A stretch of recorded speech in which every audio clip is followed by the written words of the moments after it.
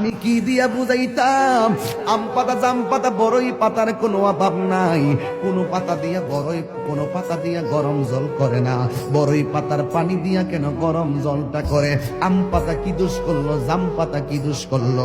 বড়ই পাতা দিয়া কেন গরম জল করা হয়? এই কথা দিয়ে কোনো মৌলবি কয় না।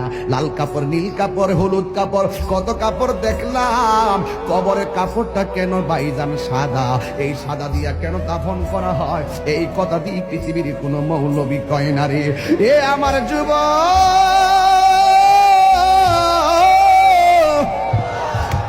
কি দিয়ে বুঝাবো কবরটা কেমন ডেঞ্জারাস? কি দিয়া বুঝাবো মরণটা কত কঠিন? কি দিয়া বুঝাবো তাহিরের যে একটা দিন চলে যাওয়া মানে হলো আমার জীবন থেকে চিরদিনের জন্য দিনটা চলে গেছে। কোটি টাকা দিয়েও এই ঘন্টার সময়টা আনতে পারতাম না। এখন আমি শ্বাস পালাইতাছি, একটা টাকা বিল দেওয়া লাগে না। নদীর পারে হাওয়া খাই, বিল দেওয়া লাগে না। পল্লী বিদ্যুতের ফ্যান বাতাস খাইলে বিল দেওয়া লাগে। আইসিইউতে ঢুকে গেলে দিনে 50,000 টাকা গোনা লাগে। আমার আল্লাহ যে কত নিয়ামতের বাতাস আমরা ঢুকাইতেছে, বাইরে কইরাইতেছে, একটা টাকা বিল নেই না। আল্লাহ কয় বিল লাগতো না, শুধুমাত্র তোরা 5 বার আইসা কপালটার মাটির মধ্যে লাগাইয়া দিবি।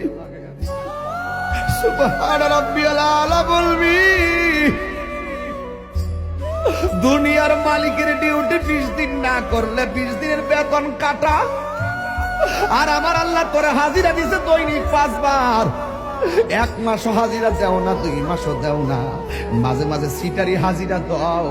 কিন্তু আমার আল্লাহ ইচ্ছা করলে তোমার গলার মধ্যে কাটা লাগাইয়াও আমার আল্লাহ রিজিকটারে বন্ধ করে দিতে পারে। এরপরও আমার আল্লাহ রিজিক বন্ধ করো না কেন জানো নি?